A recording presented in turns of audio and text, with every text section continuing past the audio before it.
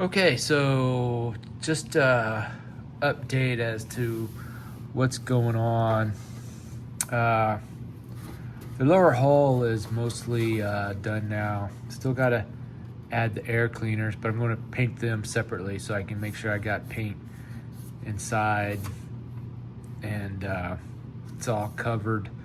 And same with the air cleaners, because if you put them in, then this part here is going to be blanked out and it might not get enough paint on it. So I'm just going to make sure all that's squared away. But as I got to looking at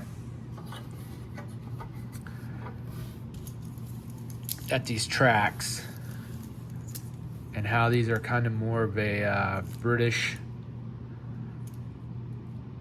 or Lend-Lease type of a track, I got to looking at my kit stash, and I happen to have Andy's M10 Achilles British tank destroyer.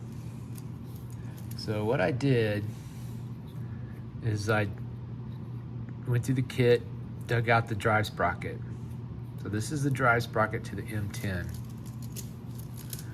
And lo and behold, this track works in it. Works good. Works good on the drive shaft. So no issues with that. In fact, we just turn it around. Chevron's pointed down. Put the drive sprocket on. Good to go. Definitely more fitting for a British tank, right? And luckily, in the kit on Andy's M10, we have rubber chevron. So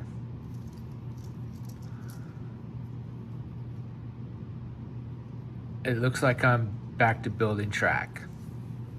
After I got all the track done originally for it, I'm going to go ahead and use Andy's rubber chevron track.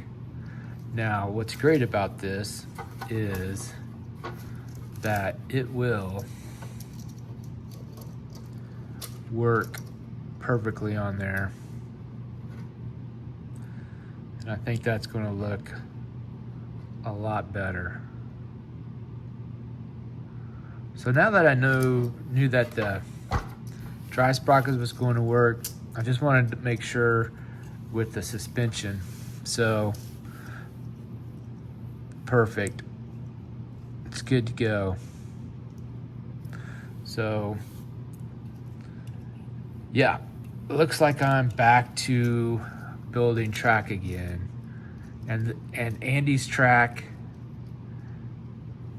is a nightmare, because you have, the track block is in two halves.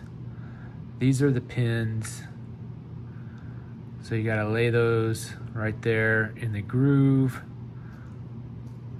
put the other side in, then glue the top of the pad to the bottom of the pad, make a run of those, and then come along and then glue in the guide horns.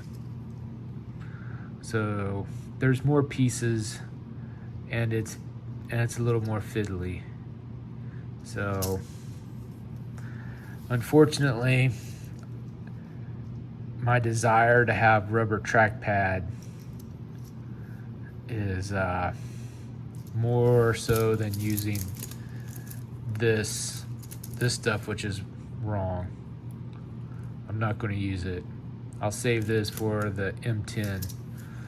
So whenever I get to building the M10, whenever it makes it to the on the queue, I'll just throw it in the box along with all the spares and extra parts for it, so that this can be used on Andy's M10 Achilles. And I think it'll look better, and this will make this tank look better with the rubber chevron track on there. So, I mean, it just works great. Just lays in there, looks nice. But I'm going to have to make 77 or 78 of these per side. And I'm going to take my Dremel and lightly bump up and, take out chunks of rubber so that these don't look like brand spanking new track. They actually got a little bit of wear on them. So that will no doubt take up a lot of time too.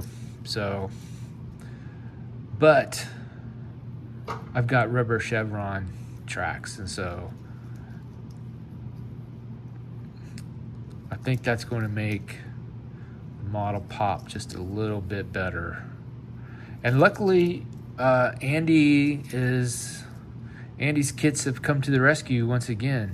I was able to steal 30 cal from him, and now I'm able to steal the correct track from him, and from 2 different kits even. So hopefully, Andy, keep up the good work, and I hope you enjoyed the update. And if you like, please leave a comment and subscribe. Thanks.